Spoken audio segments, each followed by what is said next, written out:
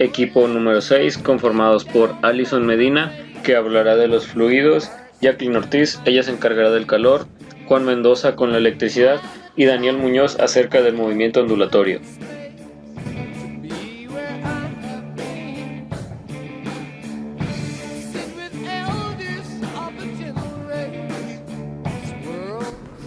Para comenzar este trabajo hablaremos sobre el primer tema, que es fluidos, y como su nombre lo dice, hablaremos de ellos y cómo se implementan en la vida diaria.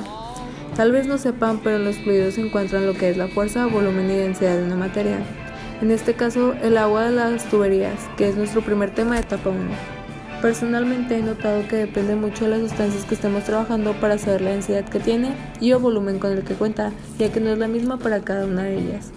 También podemos observar cómo es que la presión de las tuberías es ejercida con base en un principio llamado principio de Pascal, donde nos dice que los cambios de presión de cualquier punto de un fluido encerrado y en reposo se transmite a todas las partes del fluido y actúa en todas direcciones.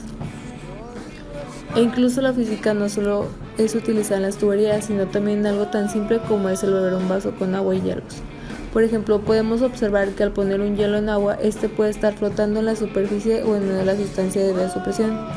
Así que podemos ver cómo en casos tan simples podemos encontrar la física.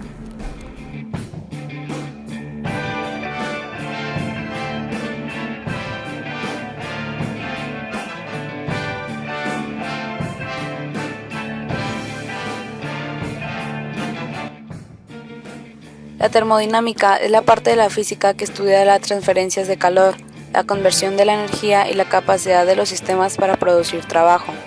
Tanto el calor como el trabajo son maneras en que los cuerpos y los sistemas transforman su energía. Utilizan los joules como unidad de medida en el sistema internacional y también es común utilizar la caloría para medir el calor. La termodinámica cuenta con 4 leyes: principio cero, primer principio, segundo principio y tercer principio de la termodinámica. El calor es la energía intercambiada entre un cuerpo y su entorno por el hecho de encontrarse a distinta temperatura.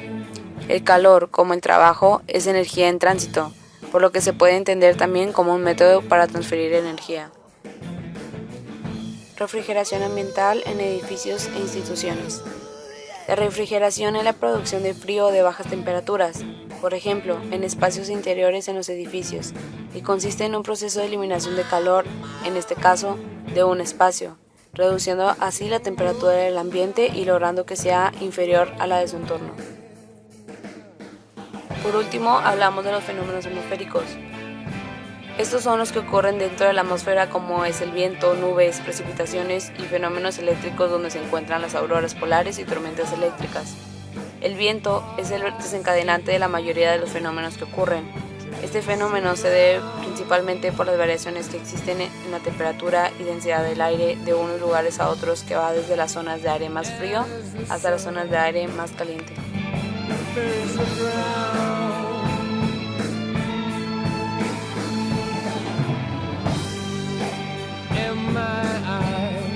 En un circuito eléctrico hay 2 formas de conectar los elementos: la conexión en serie y la conexión en paralelo.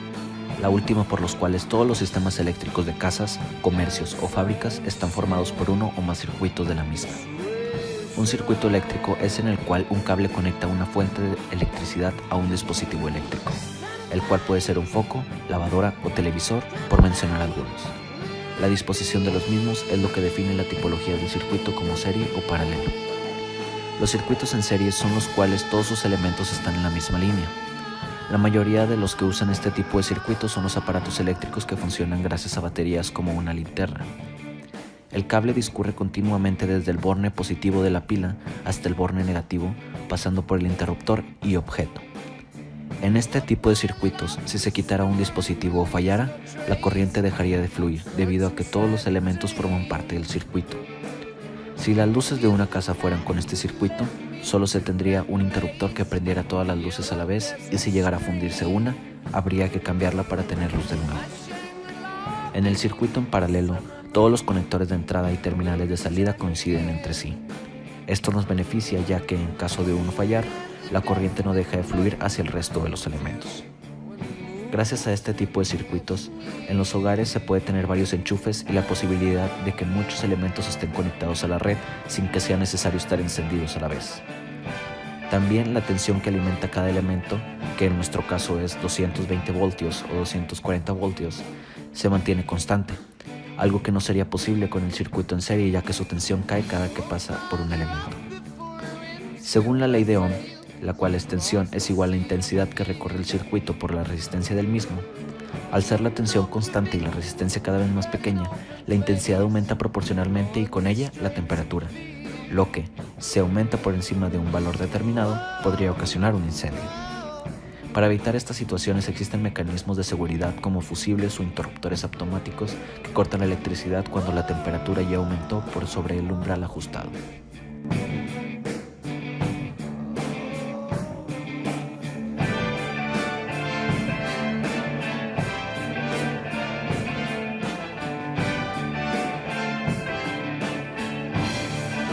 Por fuentes de sonido se entienden aquellos aparatos electrónicos a cuya salida se obtiene una señal eléctrica de amplitud directamente proporcional a la amplitud de la señal del audio.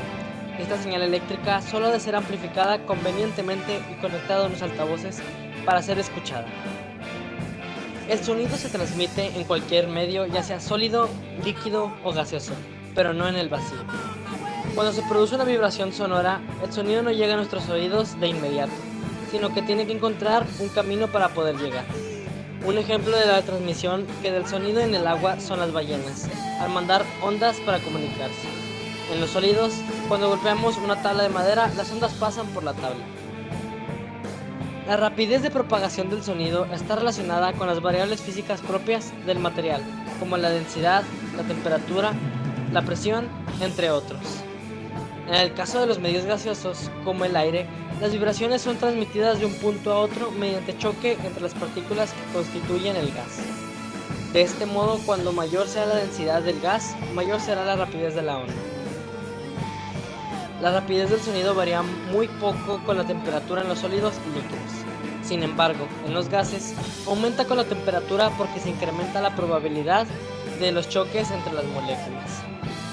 La intensidad del sonido se define como la potencia acústica por unidad de área. Se conocen como dispositivos ópticos aquellos dispositivos de almacenamiento masivo de datos en los que el sistema de lectura-grabación es por medio de dispositivos ópticos, normalmente láser, en vez de ser por un sistema electromagnético. Los dispositivos ópticos más usuales son los lectores y las grabadoras de CD y de DVD.